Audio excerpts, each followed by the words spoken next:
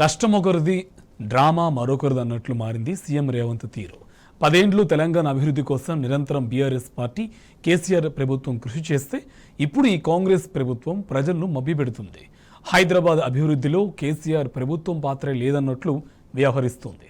తాజాగా cantonment elevated కారిడార్లో Congress సర్కార్ కుట్ర చేస్తుంది. అంతా తామే చేశామని గప్పాలు కొట్టుకుంటుంది.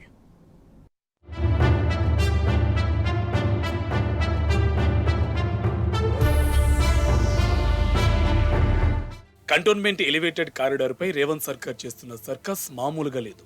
కంటోన్మెంట్లో రక్షణ భూముల అప్పగింత, అందుకోసం జరిగిన ప్రయత్నాలు, పడ్డ శ్రమ, ఎక్కి దిగిన మెట్లు, ఇచ్చిన విజ్ఞప్తులు ఇవేమీ సీఎం రేవంత్కు తెలియదు. కానీ పని ఒకరిది, పేరు మరొకరికి అన్నట్లు రేవంత్ రెడ్డి తీరున్నట్టు తెలంగాణ వాదులు విమర్శలు గుప్పిస్తున్నారు. కంటోన్మెంట్ కారిడార్పై సీఎం రేవంత్కు కనీస అవగాహన లేదనే ఆరోపణలు వినిపిస్తున్నాయి. గతంలో మల్కాజ్గిరి ఎంపీగా ఉన్న సమయంలో భూముల అప్పగింత కోసం రేవంత్ రెడ్డి కనీసం ప్రపోజల్ కూడా పెట్టలేదు. బోర్డు సమావేశానికి హాజరు కాలేదు. అందులో ఏబీసీడీలు కూడా తెలియదు. అసలు భూముల అంశమే రేవంత్కు తెలియదని సెటైర్లు వేస్తున్నారు. గతంలో మున్సిపల్ శాఖ మంత్రిగా కేటీఆర్ ఇందుకోసం 10 ఏళ్లు శ్రమిస్తే ఇప్పుడు సీఎం రేవంత్ రెడ్డి క్రెడిట్ కొట్టేస్తున్నారని ఆరోపిస్తున్నారు.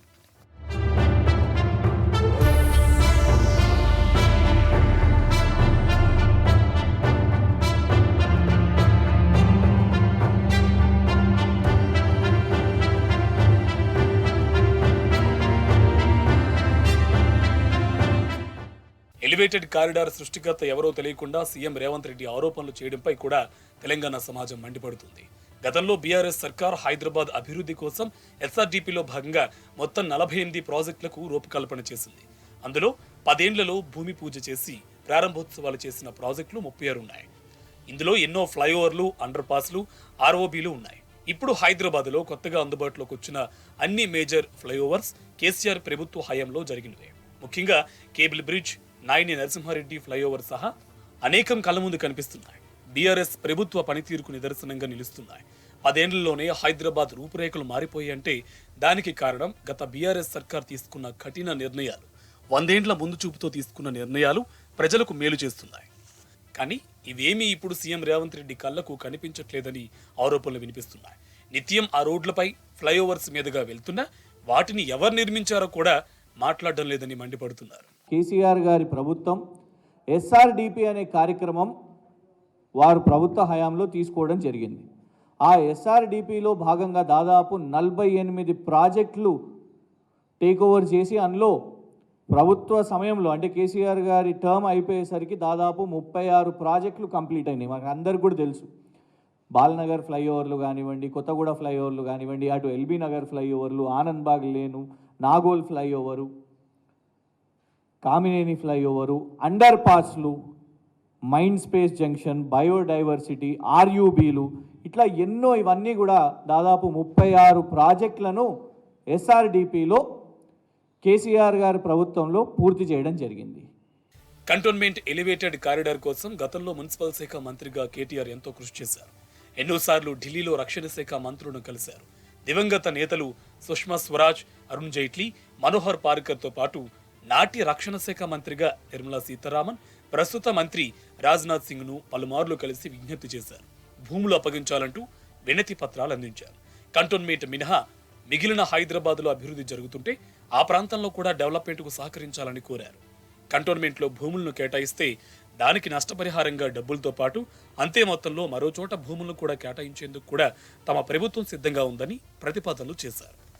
కానీ ఆ ప్రయత్నాలు నత్తనడకన సాగాయి. చివరకు కేటీఆర్ చేసిన ప్రయత్నాలతో అసెంబ్లీ ఎన్నికలకు ముందు రక్షణ శాఖ భూములను ఇచ్చేందుకు ముందుకొచ్చింది. అనేక సార్లు చేసిన విజ్ఞప్తులతో రక్షణ శాఖ పూణే కంటోన్మెంట్ బోర్డుకు లేఖలు రాసింది. ఆ లేఖను పూణే బోర్డు సికింద్రాబాద్ కంటోన్మెంట్ బోర్డుకు పంపి అభిప్రాయం తీసుకుంది. అయితే ఈ మీటింగ్కు స్థానిక ఎంపీ అయిన రేవంత్ రెడ్డి ఆనాటి భేటీకి డుమ్మా కొట్టారు. అన్ని ప్రయత్నాలు, అభిప్రాయాల తర్వాత ఇప్పుడు భూములను రాష్ట్ర ప్రభుత్వానికి రక్షణ శాఖ బదిలీ చేసింది. ఆగస్టు 4న ప్రపోజల్ అందితే ఆగస్టు 11న బోర్డు తీర్మానం చేసింది.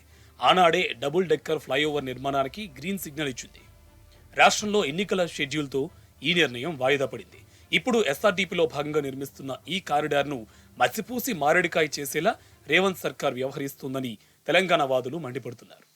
ఇది నిన్న అక్కడ శాంపుల్ డిజైన్ రిలీజ్ చేసిన చిత్రాలు. మీరు గమనిస్తే కేవలం ఒక సింగిల్ స్కైవేగా సింగిల్ ఫ్లైఓవర్గా అక్కడ వేయడం జరిగింది. కానీ కేసీఆర్ గారి ప్రభుత్వం వాస్తవానికి ఇతర రాష్ట్రాలకు బృందాలను పంపించినప్పుడు ఒక డబుల్ డెక్కర్ ఫ్లైఓవర్ అంటే కింద మెట్రో మరియు మీద వాహనాలకు వెళ్ళడానికి డబుల్ డెక్కర్ ఎలాగైతే ఇతర రాష్ట్రాలకు మీరు గమనిస్తే గతంలో మేయర్గా ఇవాళ కాంగ్రెస్ పార్టీలో ఉన్న సోదరులు గతంలో మేయర్గా పనిచేసిన బొంతు రామ్మోహన్ గారు హెచ్ఎండి అధికారులు వాళ్ళందరూ ఇతర రాష్ట్రాలకు పోయి వీటిని స్టడీ చేసి కేసీఆర్ గారి ప్రభుత్వం ఈ ప్రణాళిక ఎలివేటెడ్ కారిడార్లో ఇటు డబుల్ డెక్కర్ స్కైవే వేయాలి, ఇటు మెట్రో మరియు వాహనదారులకు లాభమయ్యేటట్టు చేయాలి అని తెలంగాణ ప్రభుత్వం కేసీఆర్ గారి ప్రభుత్వం కృషి చేసింది. కానీ నిన్న మీరు గమనిస్తే మీకు ఎక్కడ కూడా ఇందులో మెట్రో ఫెసిలిటీ కనబడట్లేదు. సీన్ టు పిన్ డాక్యుమెంట్ డేటా టు డేటా అప్డేట్తో నాటి ప్రభుత్వం పనిచేస్తే ఇప్పుడు ఈ రేవంత్ సర్కార్ మాత్రం మొత్తం తామే చేశామని క్రెడిట్ కొట్టేయడంపై విమర్శలు వ్యక్తమవుతున్నాయి. కంటోన్మెంట్ భూముల వ్యవహారంలో ఏబీసీడీ కూడా తెలియకుండా రేవంత్ మాట్లాడుతున్నారని సెటైర్లు వేస్తున్నారు. కష్టం ఒకరిది సోకు మరొకరిది అన్నట్లు రేవంత్ తీరు ఉందని ఫైర్ అవుతున్నారు. డబుల్ డెక్కర్ ఫ్లైఓవర్ అంటే మెట్రో రోడ్డు ఒకేసారి నిర్మాణం కోసం నాటి కేసీఆర్ ప్రభుత్వం ప్రయత్నాలు చేస్తే ఇప్పుడు రేవంత్ సర్కార్ మాత్రం రోడ్డు మాత్రమే నిర్మించేలా ప్రయత్నం చేస్తుంది. కేంద్ర ప్రభుత్వం కేంద్ర రక్షణ శాఖ పూణే కంటోన్మెంట్ బోర్డుకు లేఖ రాసింది. Pune cantonment board Secunderabad cantonment బోర్డుకు కేసీఆర్ గారి ప్రతిపాదనలను పంపి మీరు తీర్మానం చేసి పంపాలని ఒక ప్రత్యేక కంటోన్మెంట్ బోర్డు సమావేశాన్ని ఏర్పాటు చేశారు కేవలం ఈ రక్షణ స్థలాల విషయం మీదే. అయితే దానికి స్పెషల్ ఇన్వైటీ అయిన రేవంత్ రెడ్డి గారు ఈ సమావేశానికి హాజరు కాలేదు. ఇందులో మీరు గమనిస్తే మీకు ఈ డాక్యుమెంట్స్ కూడా ఇస్తాము. Special invitee Shri A Revanth Reddy honourable member of parliament has not attended the meeting. రక్షణ స్థలాల విషయం మీద 11 ఆగస్టు 2023న ఎందుకంటే కేంద్ర ప్రభుత్వం అప్పటికే సూత్రప్రాయంగా వాళ్ళు ఒప్పుకోవడం జరిగింది. కేసీఆర్ గారి ప్రభుత్వం పెట్టిన ప్రతిపాదనలు వాళ్లకు భూ బదలాయింపు కోసం కంటోన్మెంట్లో అక్కడున్న కంటోన్మెంట్ ప్రజలకు అక్కడి నుంచి వెళ్ళే ఆ హైవే మార్గాన వెళ్ళే అందరి కోసం సులువుగా అవ్వడానికి అక్కడ కట్టే స్కైవేలు కోసం భూ బదలాయించాలని మరి ఏదైతే తీర్మానం తీసుకోవడానికి పెట్టిన ప్రత్యేక సమావేశంలో మల్కాజ్గిరి ఎంపీ అయిన రేవంత్ రెడ్డి గారు అసలు హాజరే కాలేదు. ఆయన ఇవాళ క్రెడిట్ దొబ్బేయాలని ప్రయత్నం చేస్తున్నాడు. సీఎం రేవంత్ రెడ్డికి పరిపాలనపై అవగాహన లేదు అనడానికి కంటోన్మెంట్ కారిడార్ అంశం కూడా ఓ ఉదాహరణని ప్రతిపక్షాలు ఆరోపిస్తున్నాయి. వచ్చిన 2 నెలల్లోనే కారిడార్కు అనుమతులు ఎలా వచ్చాయో ప్రజలకు చెప్పాలని డిమాండ్ చేస్తున్నారు. 10 ఏళ్లు చేసిన కృషిని పక్కన పెట్టి ఇప్పుడు కొట్టుకుంటున్న సెల్ఫ్ డబ్బాపై మండిపడుతున్నారు.